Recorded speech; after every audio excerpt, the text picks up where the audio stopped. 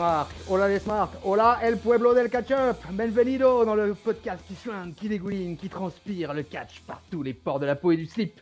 Chaque semaine, nous passons au crible des chroniqueurs de la team catch-up, les shows de la WWE et d'ailleurs. Et ce soir, on s'intéresse à ailleurs, justement. Ce soir, on vous emmène à Mexico pour la grande analysis de Triple Mania 28. Si, on va parler Mexique, on va parler lucha libre. Vous m'avez peut-être reconnu, yo soy votre dinosaure, que dis-je, yo soy votre luchasaurus des podcasts, yo soy votre tonton Cristobal. Allez, laissez-moi vous emmener dans le monde de la lucha libre, des masques, et ni plus ni moins que l'un des plus gros shows de l'année au Mexique, avec la Triple A, puisque si vous suivez un petit peu, voilà, c'est le gros show Triple Mania, c'est le gros show de la Triple A. Alors, on va faire un petit peu d'histoire. Avant ça, je vais me revêtir de mon plus beau masque. Évidemment, un masque de Rey Mysterio, quoi, hein, le roi des rois. Et fatalement, le tonton Chris, il a un masque du roi des rois. Et donc, on se retrouve pour la lucha libre catch-up. Une fois n'est pas coutume, vous me direz. Donc, je vais vous faire un petit chouille d'histoire avant de se lancer sur cette review de ce Triple Mania 28. La triple A, c'est la Asistencia, Asesoria y Administración. Voilà, vous voyez, je vais vous faire ça avec l'accent pendant toute la review. Et aussi avec l'accent de Marseille pendant qu'on y est. Donc j'arrête un peu de délirer. Voilà, c'est une fédération de catch, de lutte professionnelle mexicaine, de lucha libre. C'est fondé en 1992. Et en fait, c'est un ancien, évidemment, c'est une trahison. On est dans le monde du catch, donc même au Mexique, ça se passe comme ça. Trahison d'un ancien qui s'appelait Antonio Peña, qui a quitté la CMLL et qui a créé sa fédération concurrente, on va dire, tout simplement. Elle est basée à Mexico et chaque année, elle organise son WrestleMania à la mexicaine, à la sauce burritos. Et en l'occurrence, ça s'appelle Triple Mania. Et cette année, c'est la 28e édition. Ça s'est passé le 12 décembre. Alors, la AAA a innové puisqu'elle ne pouvait pas avoir de public dans son Arena Ciudad de México. Eh bien, elle a diffusé gratuitement sur Facebook, sur YouTube et peut-être sur une autre plateforme que je ne sais plus, son show dans son intégralité. C'est ainsi que votre serviteur a pu le regarder. Je crois qu'ils ont mis en ligne aussi un highlight de 1h30 à peu près sur l'ensemble du show. Donc, si vous êtes intéressé pour aller voir ça, vous trouverez ça sur YouTube. C'est gratos, il faut en profiter, les amis. Alors, peuple de catch-up, on est au Mexique, on va essayer de planter le décor, je vais essayer de vous expliquer, je vais essayer de ne pas être trop relou sur les storylines, les machins, etc. On va parler vraiment du show en lui-même, du décorum et un peu de tout ce qui s'y prête. On fera une petite analyse, un petit top flop note et voilà, comme d'hab, quoi. Alors, je suis tout seul, vous l'avez bien compris, yo soy solo dans cette review de ce Triple Mania 28. J'embrasse tous mes potes chroniqueurs de la team catch-up et puis j'espère qu'ils seront là pour fact-checker ce que je vais raconter pendant les quelques minutes qui vont suivre. Alors quand on est tout seul, c'est facile parce qu'on peut donner son avis librement et personne n'est là pour vous contredire. Pas de Papy, pas de Raphaël, pas de Ringside, pas de Giscal, pas de Yerem, pas de tout. Toute la planète catch-up n'est pas là pour me contredire. Donc écoutez, mon avis sera ferme et définitif. Voilà, c'est comme ça que ça se passe. Allez, on enchaîne. Alors, on est donc dans l'Arena Ciudad de México, à Mexico City. Le show va être commenté. Alors écoutez, il est commenté en fait par deux commentateurs et qui vont finalement, il y a 75% du show, vous verrez, qui est commenté en mexicain, en espagnol et 25% en américain, puisque voilà, on va avoir Igor Savinovich et José Manuel Guillen qui vont nous commenter tout ça et ça va être brutal. On enchaîne, c'est parti, Six-Man Tag Team Match pour ouvrir cet opener de Triple Mania 28. Alors, je vais d'abord avant de lancer ce Six-Man Tag Team Match, qui est un trios match, donc à la sauce mexicaine, vous expliquer un peu. On est dans un ring version TNA, mais voilà, en total non-stop action, avec un mat jaune, un tapis jaune, ce qui est assez flashant. Il n'y a pas de public, bien évidemment. On ne voit que les caméramans et vraiment que les catcheurs autour. Il n'y a même pas, comme à NXT, des catcheurs vraiment qui tournent autour, à part ceux qui sont impliqués dans l'overbooking, puisque au Mexique, vous allez voir, l'overbooking, ça y va sévère. Et du coup, ça donne une impression de vide terrible. Ça nous rappellera à tous, je pense, le Corona Mania du mois d'avril à la WWE. Voilà, un désert de son, mais heureusement, on a deux commentateurs qui sont bien chauds comme de la braise. La langue espagnole, c'est vivant aussi, et le José Manuel est quand même assez extraordinaire dans son style. On notera, alors ça ne plaira peut-être pas, en l'occurrence à moi, ça ne plaît pas, mais ça fait partie souvent des shows mexicains. C'est-à-dire que là, surtout, enfin, en particulier depuis le Coronamania, donc ce qui se passe, c'est que vous avez tout autour du ring et de la salle des grands écrans, quoi, des grands titans. Il y a les titans pour les catcheurs et puis tous les grands écrans autour, et on nous balance de la pub, mais à qui mieux. Je peux vous dire, c'est un torrent de pub pendant tout le show. Alors apparemment, ils ont un gros contrat de sponsoring avec Little Caesar Pizza qu'on a vu énormément pendant la soirée. Et voilà, on a le droit à un monceau de pub énorme.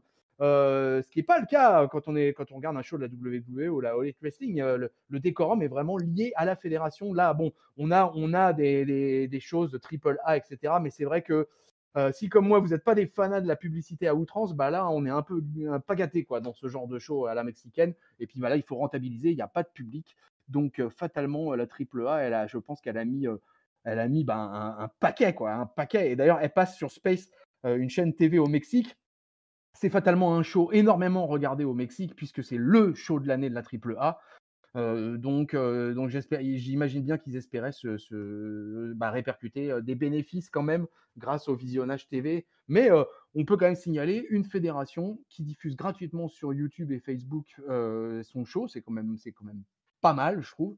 Et voilà. Alors après, on est dans le show, dans un show mexicain. Voilà, on y arrive, ça y est, on y est au Trios Match. Je vous ai fait une longue introduction, mais ça y est, on est dans ce Trios Match, on est dans cet opener qui va voir s'affronter dans un trios match, donc 3 contre 3, Nuevo Poder del Norte, qui vont affronter Maximo Dinastia et Mister Iguana, qui est très très laid d'ailleurs. Le trio de Nuevo Poder del Norte, c'est Carta Brava, Mocho Cota et Tito Santana. Tito Santana, c'est un nom qui sonne bon aux oreilles des anciens suiveurs de la WWE.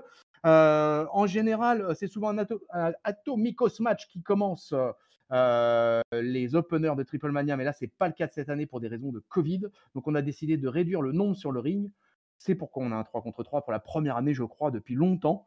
Après, la carte va pas mal changer parce que vous allez voir qu'il va y avoir beaucoup de monde sur le ring et beaucoup d'overbooking avec beaucoup de mecs qui vont intervenir. En fait, il y a eu un remplacement de dernière minute. Il y avait Nino qui devait catcher à la place de Dynastia, mais c'est pas le cas. Alors pour vous situer, le trio Maximo Dinastia et Mister Iguana, c'est les technicos, les face, les gentils, face à Nuevo Poder del Norte qui sont les méchants et qui sont vraiment, mais alors vraiment très méchants. Puis ils ont un espèce d'équipement tactique un peu à la Shield avec des pantalons de camouflage et ils portent carrément des gilets pare-balles, les mecs, quoi. Donc ça rigole carrément pas, quoi. Et donc à chaque splash, je peux vous dire qu'à chaque plancha, comme on dit au Mexico, je peux vous dire que ça cogne et ça tape. Donc on va avoir un match qui va durer quand même 16 minutes, un opener plutôt pas mal, vraiment très traditionnel Mexico, quoi. Là les amis, là cherchez pas, hein. On a 6 Mexicains dans le ring. Ça envoie bien. Je vous expliquerai pas de storyline particulière. Voilà, sachez juste que c'est vraiment, là, on est dans de la lucha libre, mais le trio Nuevo Poder del Norte est beaucoup plus stiff et utilise des techniques beaucoup plus à l'américaine, j'ai envie de dire. Et ça fait que ça donne un match assez sympa puisque les trois technicos, les trois faces, eux sont assez voltigeurs, sont vraiment dans un état d'esprit lucha libre total et fatal. Et brutal, vous allez l'entendre souvent ce mot brutal. Et voilà, il y a quelques mecs intéressants. Si vous avez l'occasion d'aller voir, eh bien écoutez, vous me direz quelques mots. Dites-moi dans les commentaires un peu ce que vous en avez pensé. Je pense en particulier à Dynastia, qui est un catcheur assez intéressant. Les trois de Nuevo Poder del Norte, c'est trois beaux gabarits, pas très grands comme souvent les catcheurs mexicains, mais très larges d'épaules et très balèzes. Et puis en plus, avec le gilet tactique, ça rajoute encore. Bon, pas de chance, hein. Après 16 minutes d'opener quand même, les technicos vont avoir la vie très dure, vont se faire embrayer gravement et ça va être très compliqué pour eux au fur et à mesure de ce combat. Malgré pas mal de voltiges sur les cordes, ils auront un peu tout essayé, mais vraiment, c'était vraiment trop compliqué pour pouvoir sortir un match où les technicos s'en sortent, où les gentils s'en sortent dès le départ, hein. Et ben non, ça sera pas le cas parce que voilà, c'est ceux qui ont l'habitude de bosser ensemble, en l'occurrence les trois Nuevo Poder del Norte, qui vont l'emporter après avoir fait un combo sur Mister Iguana. Alors Mister Iguana, écoutez, moi je vais vous donner mon avis, c'est l'un des catcheurs que j'ai pas aimé dans ce groupe-là. Je ne connaissais pas tous les catcheurs que j'ai vus dans ce Triple Mania, mais j'en connaissais quand même quelques-uns. Pour le coup, Mister Iguana en faisait pas partie et je peux pas dire qu'il m'ait beaucoup plu. Par contre, je confirme que Maximo et Dynastia sont des catcheurs intéressants, des catcheurs masqués, et les Nuevo Poder del Norte, c'est un bon gros trio de brawlers, et ça fait bien mal. Donc moi, écoutez, j'ai trouvé que c'était un match qui tenait la route pour un opener. C'était pas super génial, mais c'était traditionnel des shows du Mexique où on commence toujours par un match collectif, et donc un trios match. En l'occurrence, là, c'était pas un Atomicos, c'était un trios. Et bah écoutez, moi, c'était un match auquel j'aurais donné un 2,75 si j'avais dû le noter. Voilà. Victoire donc des méchants, victoire des Rudos. Voilà, sans trop de surprise, j'ai envie de dire, au fur et à mesure du déroulé du match, en particulier sur les 2-3 dernières minutes. Voilà, on va filer derrière, il va y avoir un hommage qui va être rendu à Laparca, qui est un fidèle parmi les fidèles de la AA, et qui va être intronisé au Hall of Fame de la promotion. Ensuite, on va attaquer sur là le premier gros morceau de ce Triple Mania 28, puisqu'on va aller directement pour le titre, le Tag Team Championship de la Triple A. Et alors là, il va peut-être, pour certains d'entre vous, ça va sonner à vos oreilles.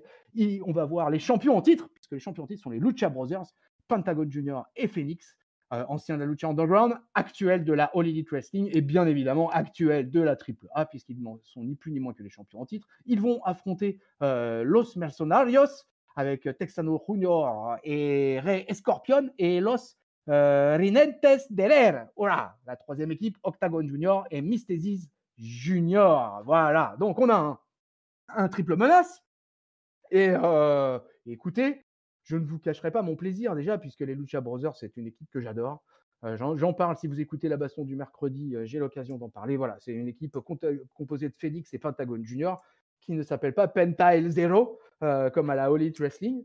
C'est les champions, et c'est des beaux champions, ma foi. Hein, et là, ils affrontent, ils affrontent des gars. Alors, peut-être que vous connaissez Texano Junior, puisque lui aussi est passé par la Lucha Underground. Un mec pareil, bien costaud d'épaule. À la Lucha Underground, il se baladait avec un chapeau de cow-boy et avec toujours une corde qui l'accompagnait partout. Le début du match était un peu dans l'incertitude, parce qu'on ne savait pas trop si Pentagon était remis de la blessure qu'il avait eue à la All Elite Wrestling la semaine d'avant. Finalement, on nous le montre en train de s'entraîner, donc tout semble à l'air plutôt bien allé. Du coup, la présence du Pentagon Junior, il va pas plaire, mais bon, il fallait bien qu'il soit là. Donc il va y avoir grosse baston sur le genou de Pentagone, le pauvre, qui va même se faire tabasser dessus par le roi Scorpion avec une batte enroulée dans du fil barbelé pendant le match. Donc je vous dis, ça fait un peu le mal. Ça fait tellement mal que Pentagone va devoir quitter le ring, et il va être accompagné par le docteur, et il laissera Phoenix tout seul pour défendre le titre. Donc chaud pour Phoenix, mais Phoenix, il va nous sortir un match, les amis, une merveille, comme il est capable d'en faire, et qu'on le voit assez peu souvent finalement à la All Elite Wrestling, et je le regrette très fort. Voilà, on va avoir un match grosso modo de 15 minutes, quoi, hein, et vraiment, voilà, où ça va s'envoyer vraiment très fort. Il va y avoir beaucoup d'overbooking, ça va passer dans tous les sens. Mystesis qui va penser lui donner la victoire sur un shooting star press sur Phoenix, qui commence à être de plus en plus isolé, mais il y a Ray Scorpion qui va sauver le truc en sortant l'arbitre du ring. Pentagon finalement va faire un retour, bon, en boitant un peu, mais il va réussir à venir porter quand même un super kick, donc je boite, mais je colle quand même un super kick, quoi. Et puis finalement, ils vont réussir à porter leur combo classique avec Phoenix pour conserver le titre. Et alors là, moi, grosse surprise me concernant, les amis, parce que je pensais vraiment que les Lucha Brothers allaient perdre le titre. Ils étaient de retour, voilà, ça fait longtemps qu'ils catchaient plus trop. Ils tiennent le titre effectivement, mais je pensais qu'on allait donner la chance aux autres un peu et leur laisser un peu continuer faire leur run à la All Elite Wrestling. Il semblerait que non, donc je pense qu'on va continuer à les voir moins utilisés comme c'était le cas ces derniers mois à la All Elite Wrestling, et ils vont continuer à être beaucoup plus actifs à la AAA. Il semblerait que c'est un peu ce qui est décidé au niveau du booking. Donc j'en suis tout de même satisfait. Je n'avais pas pronostiqué leur victoire, mais je suis par contre complètement satisfait qu'ils aient gagné ce match. Après, moi, si j'ai les gars à vous concerner, les 4 autres adversaires sont plutôt des mecs bons. Moi, j'aime bien Texano Junior, est un gars assez bien baraque, un peu dans la veine d'Alberto Del Rio. Rey Scorpion est bien intéressant. Octagon et Mystesis, c'est pareil. Tout ça, c'est des catcheurs qui sont plutôt intéressants. Là, ils étaient dans la bonne alchimie. c'était ce qu'il leur fallait. Je pense que c'était vraiment un match taillé pour eux, quoi, pour eux tous là, puisque là vraiment un pur match de lucha libre. Là, vous en avez dans tous les sens, quoi. Du dive, de la voltige, des moonsaults, ça va de partout, ça vole de partout. Ça reste quand même assez stiff, moi j'ai trouvé. Pas trop de botch, parce que bon, on le verra un peu ailleurs, mais pour le coup, j'ai pas décelé de grosses fautes de la part des gars, même si on sent souvent parfois que c'est un peu de l'impro, et puis que selon comment un tel ou un tel est placé, bah ça va pas. Beaucoup d'overbooking, vous verrez, et aussi un post-match qui va terminer un peu en cahouette, puisqu'il y a Black Taurus qui est un membre des Mercenarios, qui est un clan qui va venir sur le ring, qui est pas content que son équipe ait perdu. Il va attaquer les Rinettes del Air, l'équipe d'Octagon et Mystesis, et le El Hijo del Viking, membre qui est un pote de Octagon et Mystesis, va lui aussi venir faire son retour pour envoyer à l'extérieur du ring tout ce beau monde. Donc voilà, ça part un peu en brawl. Ça se termine un petit peu dans le chaos. Moi, globalement, j'ai plutôt bien aimé ce match, et moi, je vais lui donner un 3 étoiles.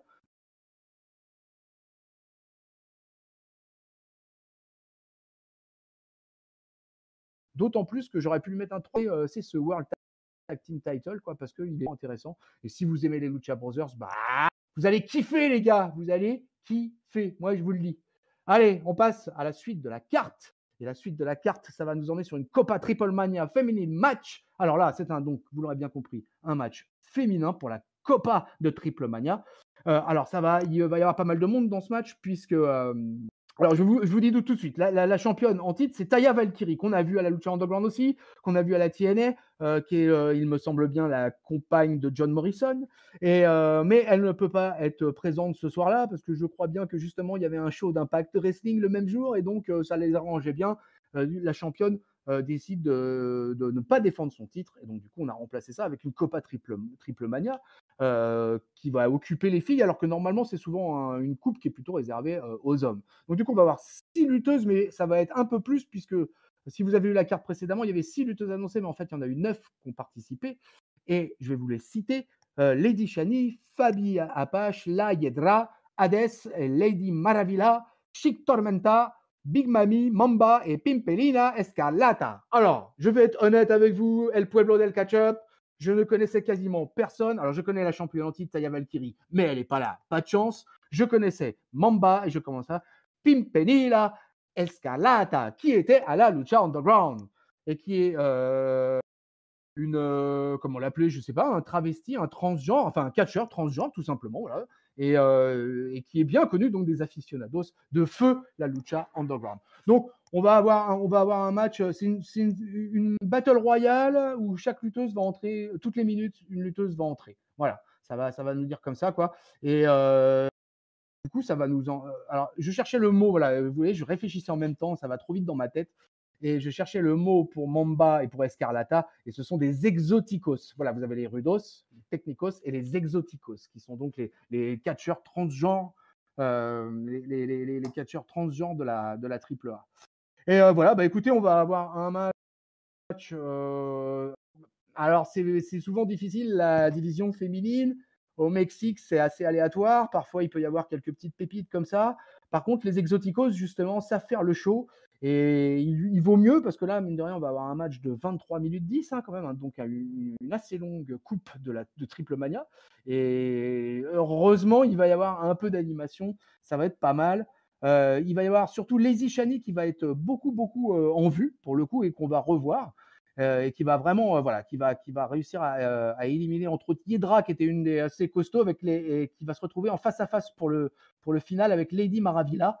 Ça va devenir un single match ordinaire à la fin, une fois qu'elles sont plus que deux, ça devient un single match ordinaire, et Shani va finalement remporter cette Copa en faisant abandonner son adversaire. L'après-match va partir lui aussi comme le précédent en sucette, puisque Lady Maravilla, La Hiedra et une nouvelle apparemment, enfin ce qu'annonce le commentateur qui vient de l'indie mexicain, va venir attaquer Lady Shani, Fabi Apache et Hades. Lady Shani qui avait donc gagné cette Copa Triple Mania, qui pouvait s'attendre justement à fêter ce titre, et bah pas de chance, non, parce que c'est parti complètement en couille, et du coup bagarre générale entre les filles, et ça se passe comme ça. Voilà, ça se passe comme ça au Mexique. Alors là, un match avec beaucoup de botch. Je pense qu'il va ravir Botchamania. Beaucoup de botch. Les filles, c'est vraiment très, très aléatoire dans ce combat-là. Écoutez, je mettrais à peine la moyenne. Moi, je suis assez preneur. Les Exoticos, Pimpinella, Escarlata, comme je la connaissais, la Lucha Underground, j'ai trouvé ça assez sympa de la retrouver dans ce match-là. Bon, éliminé finalement assez rapidement. Mais ouais, je peux comprendre que ça soit pas la came de grand monde. Je vous avoue, c'est dispensable. On va être très honnête, c'est totalement dispensable. Voilà, ce qui était dommage finalement, c'est que dans ce Triple Mania 28, le titre féminin n'ait pas été véritablement défendu et que Taya Valkyrie n'ait pas pu participer à Triple Mania, mais était obligée contractuellement à participer à un Impact Wrestling. Je trouve ça un petit peu triste quoi, pour le plus grand show de l'année au Mexique. C'est quand même notable et triste que ça se passe de cette manière-là. Mais bon, on aura eu la Copa Triple Mania. C'est comme ça. Allez, on enchaîne. Six-man tag team match qui va suivre. Alors là, l'un des gros matchs annoncés de la soirée, c'est donc un nouveau trio, ce match, où là, il va y avoir un gros clan avec Los Psycho Circus, avec Psycho Clown, Murder Clown et Monster Clown, qui vont affronter Blue Demon Jr., fils de, Ella Park, fils de, et El Hero d'Ella Park, fils de. Voilà, vous voyez, c'est un truc un peu familial. Donc là, il y avait beaucoup de choses autour de ce match. Il y avait une grosse histoire qui tournait, une grosse histoire historique et familiale entre les deux équipes. Psycho Clown, à l'heure actuelle, si vous voulez, c'est un peu la star. Vraiment la star à la AAA, la star au Mexique, quoi. C'est pas un catcheur super impressionnant physiquement, mais bon, évidemment, il a bien tout un look qui est bien identifiable et depuis un moment, puisque c'est un catcheur qui est déjà depuis un moment sur le circuit. C'est un gars qui est accompagné avec Murder Clown et Monster Clown, donc je voulais pas de dessin sur les masques de catcheurs de nos luchador clown de la AAA. Alors, pour vous expliquer un peu le début de l'année 2020, ça avait vu la réunion de ce Psycho Circus qui s'était séparé suite à différents turns. Et il y en avait avec un Monster Clown qui avait même perdu son masque. Donc là, du coup, ça avait pas passé. Du coup, tout le monde avait basculé technico, c'est-à-dire face, pour redevenir et pour accompagner la nouvelle star de la compagnie, en l'occurrence Psycho Clown, qui va avoir une longue rivalité contre Los Ingobernables, en l'occurrence Conan, L.A. Park, Rush et la Bestia del Ring. Voilà. Il devait y avoir un match. Ce match aurait déjà dû avoir lieu au Roi des Rois, au show Roi des Rois qui avait été annulé pour cause de Covid. Sauf que, malgré le Corona Mania, 9 mois plus tard, Rush et la Bestia, c'est eux qui sont dorénavant pas disponibles encore une fois pour un show. Et cette fois, c'est la Ring of Honor qui les retient. Donc, du coup, Ella Park a dû choisir des remplaçants et il s'est pas fait chier, il a pris son fils. Hein, et Conan, lui, il a fait le choix de Blue Demon Jr., qui était plutôt à la base pas très pote avec les Ingolbelnabos. Voilà, c'est compliqué à dire ce mot. Voilà, du coup, le match va se lancer et le fils de Ella Park va être le punching ball, le souffre-douleur des Technicos pendant tout le match. Les objets étaient autorisés, donc du coup, ça va voler un peu dans tous les sens. Ça va être même une sorte d'Extreme Rules match, hein, si vous voulez. Hein. Ça va pas être super long parce que c'est un match qui dure 12 minutes. Je m'attendais justement à un des plus longs matchs de la soirée et finalement, ça a été un peu la surprise. C'est un match qui est finalement assez court, donc qui est plutôt bien regardable. Moi, je suis plutôt client de Psycho Clown. Blue Demon Jr., c'est un ancien de la Lucha Underground également, hein, donc si vous avez déjà pu le voir là-bas. Donc il va y avoir des mecs qui sont quand même des gros workers, on va dire, à la AAA. Et ça va nous donner un match plutôt pas mal, moi j'ai trouvé. Les objets étaient plutôt bien utilisés. Ça va se bastonner, ça va s'engueuler entre familles aussi. Ça va chercher à voler des tombées dans tous les sens, bien sûr. Ça va beaucoup catcher ringside, beaucoup de dive, de plancha. C'est parti dans tous les sens.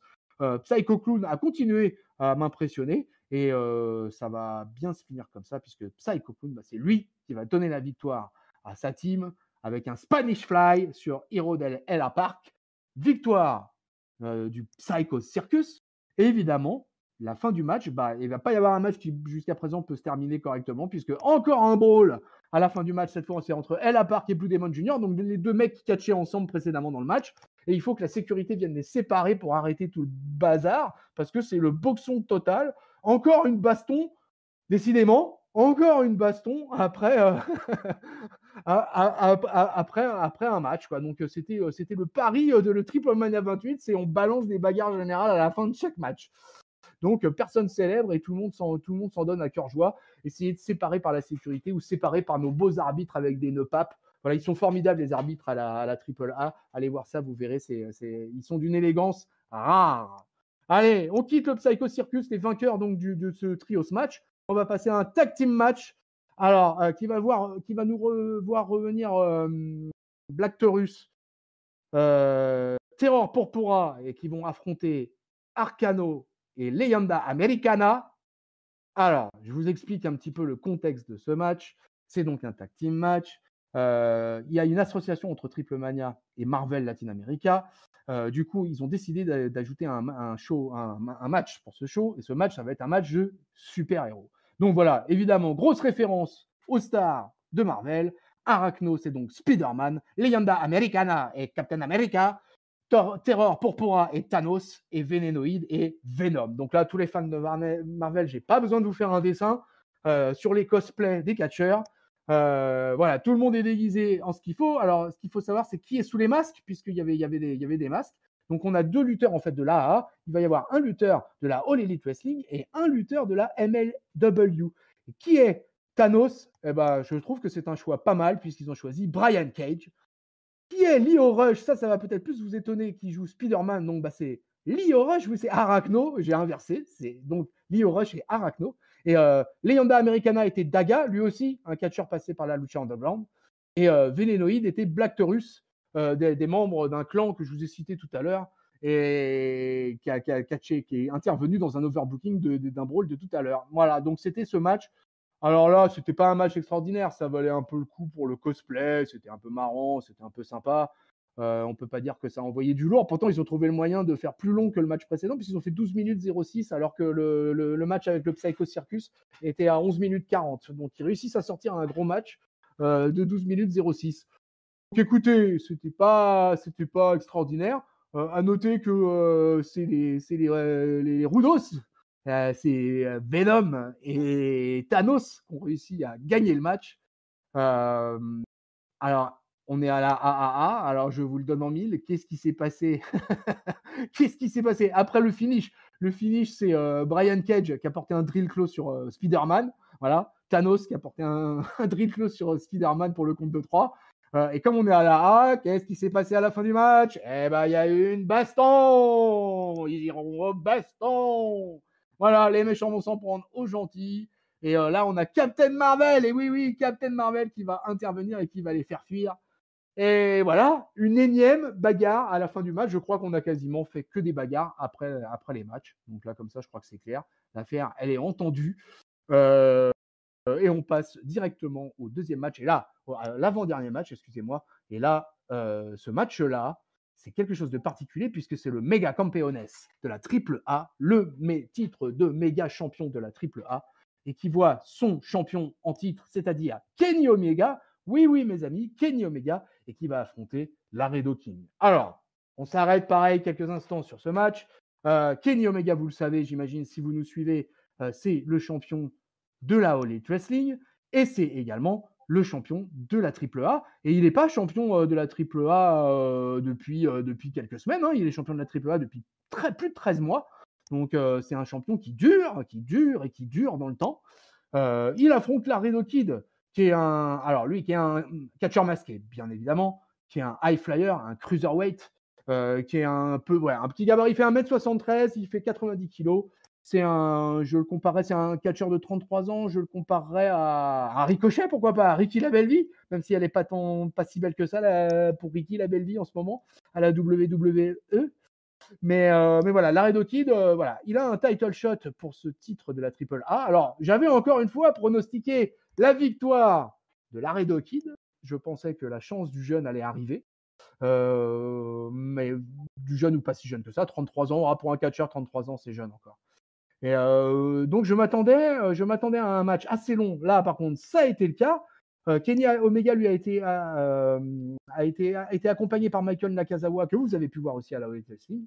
Laredo Kid, lui, de son côté, il est accompagné de El Hero del Vikingo. on va se lancer dans un match de quasiment 24 minutes, donc vraiment gros match, quoi, qui, je vous le dis tout de suite, je m'attendais à ce que ce soit le main event, j'espérais que ce soit le main event, mais c'était pas comme ça que ça allait être prévu par la AAA, on en reparlera à la fin. Voilà, donc vraiment un match qui a commencé d'entrée, hein, puisque les gars vont se servir direct, de tout ce qu'il va y avoir dans le décorum du stade, et ringside et sur le ring. Il y avait des espèces de pneus, des gros pneus de camion qui avaient été entreposés en décor. Et voilà, tout le monde a bien contribué à ce qu'il y ait une bonne grosse baston. Il y a eu de l'overbooking à fond. Nakazawa et Del Vikingo, ils s'en sont donnés à cœur joie. Sans arrêt. Ça n'a pas arrêté pendant 24 minutes. Je pense que Nakazawa, il a pris bien cher parce que ça a été quand même assez stiff. Omega, écoutez, il a fait du Omega, mais il a quand même souffert. Le Cruiserweight lui en a fait voir de toutes les couleurs. Laredo, il va réussir à le kicker, il va lui porter du 450 splash. À chaque fois, quand même, Omega va se relever. Laredo Kick va beaucoup, sur la fin du match, éviter les finishers du Canadien, mais ça va devenir de plus en plus compliqué. La densité physique d'Omega là, face à un Cruiserweight, on la ressent quand même très fort. Du coup, à force de vouloir passer le One Winged Angel, et ben, au bout de 1, au bout de 2, et ben, au bout de 3, et ben, ça passe du haut du turnbuckle. Hein. Et du coup, Kenny Omega, à ma grande surprise, et peut-être à la grande surprise du peuple mexicain et du Pueblo del Ketchup, eh bien, il conserve son titre. Victoire de Kenny Omega en 24 minutes. À la fin du match, Laredo Kid va vouloir proposer une poignée de main fair play à son vainqueur, mais Omega va la refuser. Et plus tard, Omega va faire savoir dans une interview, comme quoi il n'en a vraiment pas fini, hein, qu'il va vouloir maintenant affronter El Hiro del Vikingo, vu tout ce que lui a fait subir celui-ci pendant le match, et qu'aura à peu près tout fait pour que Laredo Kid puisse gagner, mais ça n'a pas marché. Et donc, il lance déjà un prochain défi. Donc, on peut dire que Kenny Omega à la AAA est un fighting champion, même si, d'après les sources et les milieux autorisés, on dit qu'il apparaît que très peu à la AAA depuis qu'il est champion. Mais il a quand même défendu son titre à plusieurs occasions. Il est présent dans les pay-per-view. Et donc, on ne peut pas dire que c'est un champion au rabais. Moi, je trouve que globalement, il respecte le deal avec la AAA. Et le fait qu'il conserve son titre montre que la AAA continue à lui faire confiance et est bien contente d'avoir ce champion. Donc, on a quand même un Kenny Omega qui, en ce moment, est quand même dans le haut de la vibe, puisqu'il est champion à la All Elite Wrestling, champion à la AAA. Là, vraiment, qu'on l'aime ou qu'on l'aime pas, on est bien obligé de reconnaître, après son run à la NJPW, où il a été champion également. Voilà, je crois que là, Kenny Omega, il commence à faire le tour, hein, de plus en plus. Et bah écoutez, et puis bah moi sur la note du match, c'est un note que j'ai trouvé assez solide, un match que j'ai trouvé assez solide, et je vais lui donner un bon 3,5. Hein. Moi j'aime bien Laredo Kid. Je trouve que c'est un catcheur voilà, spectaculaire. Il est dans la veine de Ricochet. Si vous écoutez les reviews de la WWE, vous connaissez mon amour pour Ricochet. Et moi, j'aime bien ce genre de gars, voilà, masqué, un masque argenté, tout ça, quoi, il est sympa. Le finisher du match est très bon. Voilà, toutes les 2-3 dernières minutes du match, c'est souvent très important, les dernières minutes d'un match de catch. Et ces 2-3 dernières minutes, moi, je les ai trouvées sympas. Et comment Laredo Kid esquive voilà, tous ces finishers et toutes ces attaques de Kenny Omega. Donc, écoutez, s'il y a un match à voir, et ben voilà encore un match que je vous conseille aller voir sans problème, avec le titre tag team là, avec les Lucha Brothers, c'est vraiment très bon. Et en troisième position, pour l'instant, je mettrais le Psycho Circus. Le reste est dispensable. Allez, voilà, on arrive au main event. Alors un peu le truc qui fâche. Comment expliquer ça? Le main event donc cette année de Triple Mania 28, c'est Pagano versus Chessman. Tous les deux sont accompagnés. On va retrouver Lady Shani qui a gagné la Copa Triple Mania, qui est avec du côté de Pagano, et Chessman qui est accompagné de Texano Junior qu'on a vu également un peu plus tôt. On va avoir un match lui aussi très long, et on va avoir un match particulier puisqu'on va avoir un match, un R versus R Hardcore Rules match. Alors là, il y a à boire, il y a à manger, il y a à peu près de tout dans ce match, à peu près de tout. C'est une stipulation qu'a déjà pratiqué Pagano, puisqu'il avait déjà perdu ses cheveux 4 ans auparavant contre Psycho Clown. Voilà. Alors Pagano, il est de toute façon rudo, c'est un méchant. Et à l'époque du match contre Psycho Clown, mais dorénavant, c'est un des top face de la AAA. Qui peut paraître dans un Triple Mania, on se dit que direct, le face a peut-être un bon avantage quand même pour commencer le match.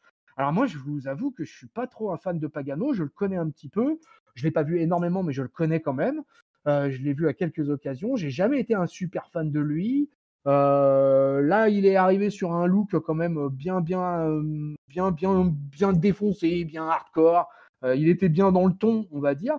Et du coup, ça va se transformer quand même en un gros brawl. Chessman, je le connaissais, son adversaire, je le connaissais pas énormément. Je l'avais vu sur quelques highlights, j'avais pas trop percuté. Mais par contre, franchement, j'ai été surpris. Ça part évidemment dans tous les sens, hein. Ça va être une énorme baston avec des chaises, des échelles. Les deux mecs vont s'en mettre mais plein partout. Il va y en avoir partout. Ringside, ça va être brutal as fuck. Ça va être sans arrêt pendant 24 minutes. Alors, je ne m'attendais pas à un match aussi stiff. Du coup, les deux gars vont finir ensemble. Les deux luchadors vont finir complètement ensemble.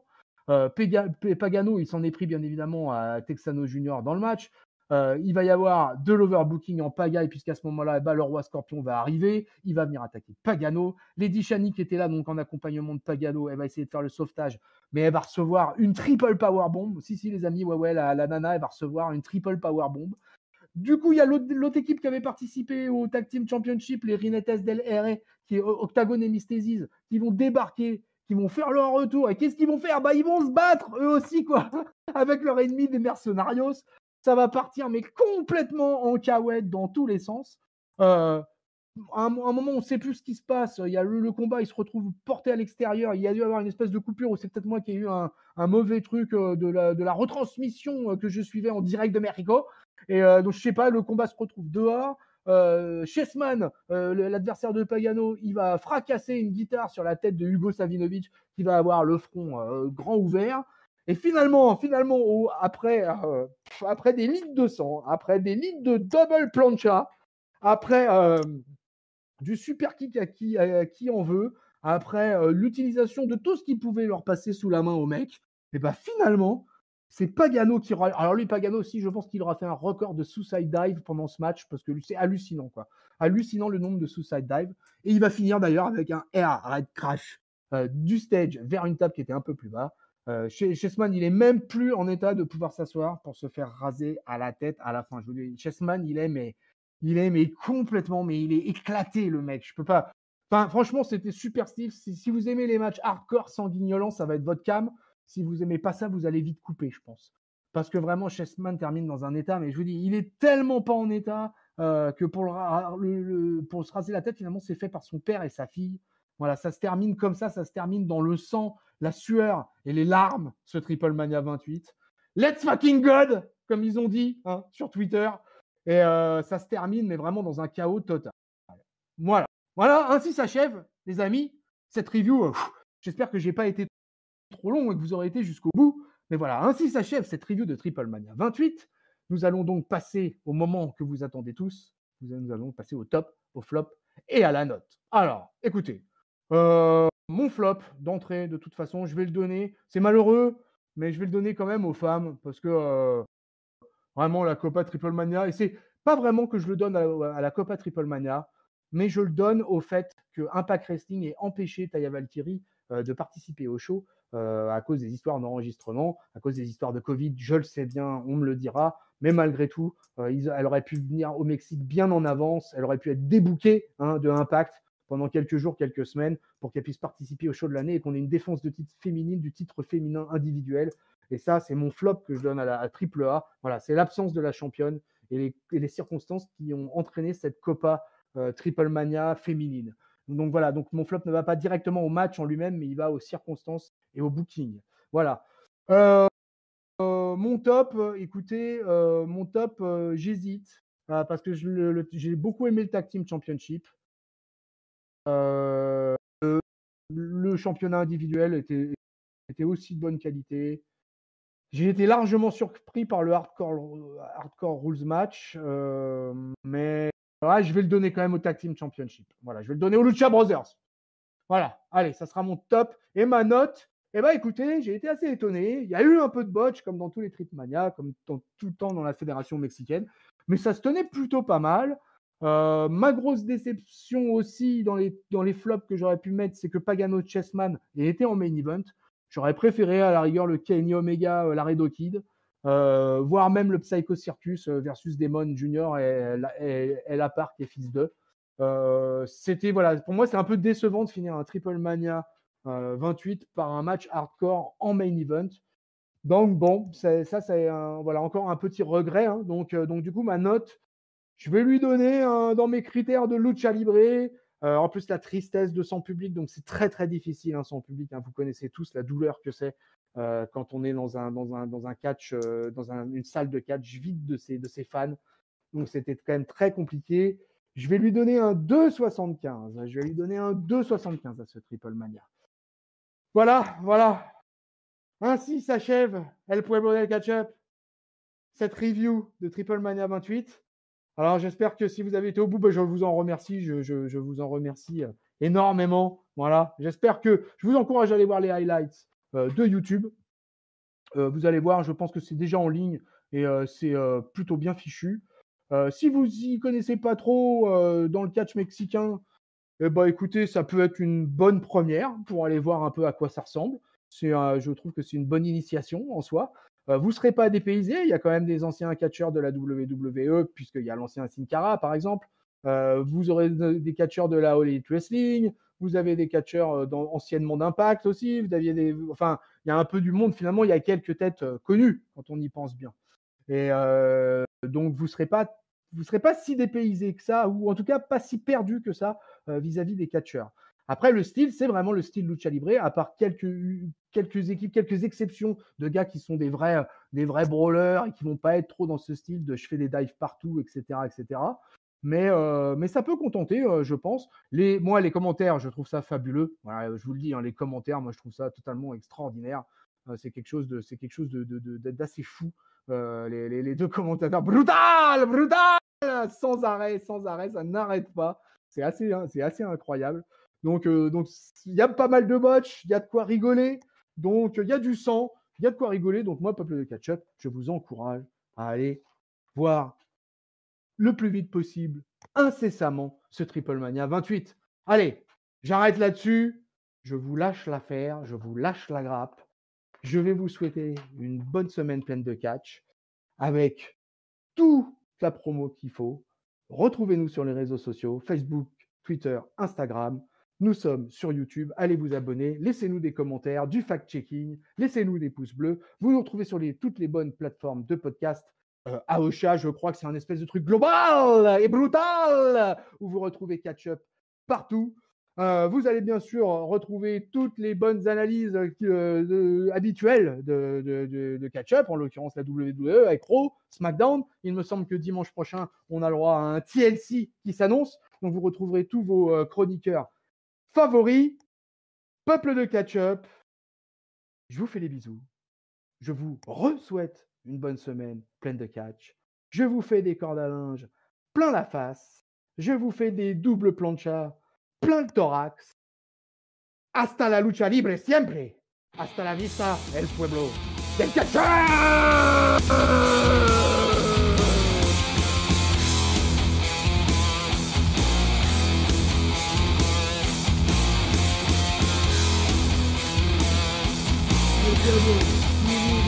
Jamás será vencido el pueblo unido, jamás será vencido el pueblo unido, jamás será vencido.